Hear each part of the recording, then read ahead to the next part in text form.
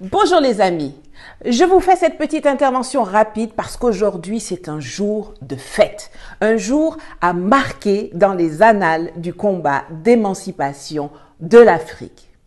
Rappelez-vous, le 9 janvier 2013, alors qu'on annonce que des colonnes de djihadistes descendent sur Bamako, Diokounda Traoré, président issu d'un putsch, demande à la France un appui aérien et du renseignement.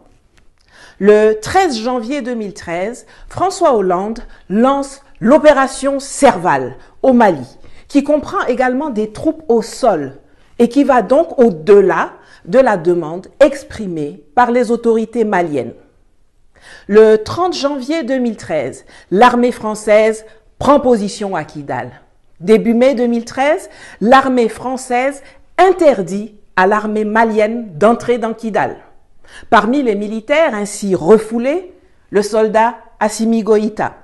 Ce jour-là, il devient évident que l'armée française n'est pas là pour combattre les terroristes, mais plutôt pour les protéger.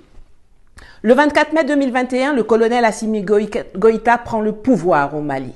Le 2 mai 2022, Assimi Goïta, toujours lui, met fin aux accords de coopération militaire avec la France. Et le 15 août 2022, les derniers mercenaires de l'armée d'occupation française quittent le Mali. Le 31 octobre 2023, ne respectant pas le calendrier convenu avec les autorités maliennes, la MINUSMA abandonne son camp de Kidal aux terroristes du CSP. Et le 14 novembre 2023, c'est-à-dire aujourd'hui, les forces armées maliennes entrent dans Kidal, désertées par la racaille terroriste pilonnée durement par les Fama, après que leurs parrains français et onusiens aient été contraints de quitter le Mali.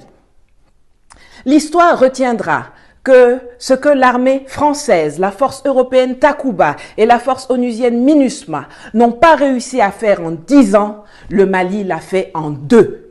Bravo! Hurrah!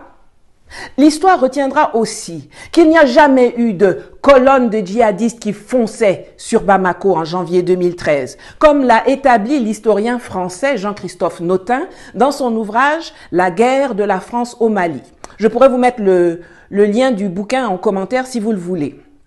Il y a tout juste eu 3 ou 4 pick-up, mais cela a servi de prétexte au déploiement de l'opération militaire au Mali que la France préparait depuis de longues années.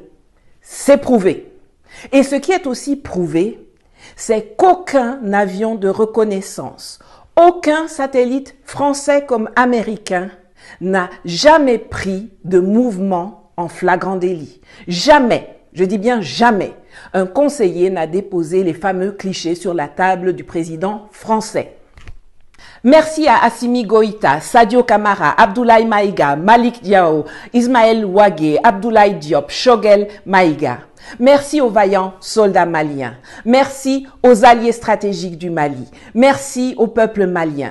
Merci à Adama Bendiara et à tous les patriotes maliens et panafricains qui ont défendu avec détermination le gouvernement, l'armée et le peuple malien contre les attaques sournoises et meurtrières, la traîtrise, la désinformation, la perfidie, la guerre de communication, les sanctions abjectes de la CEDEAO et de l'Union européenne. Hommage aux soldats maliens morts pour sauver leur pays. Yako à tous ceux qui ont perdu des proches, des biens à cause de cette sale guerre de la France assistée de ces supplétifs terroristes pour s'agripper à son précaré colonial. La reconquête de Kidal est une victoire d'étape, mais le combat n'est pas terminé. Il faut continuer à dératiser la zone, sécuriser les acquis et déployer l'État le plus rapidement possible dans les zones nouvellement reconquises pour que les déplacés puissent s'y réinstaller. Le travail de reconquête n'est pas encore terminé.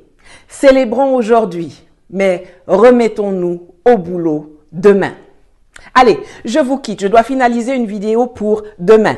L'Afrique libre ou la mort, nous vaincrons.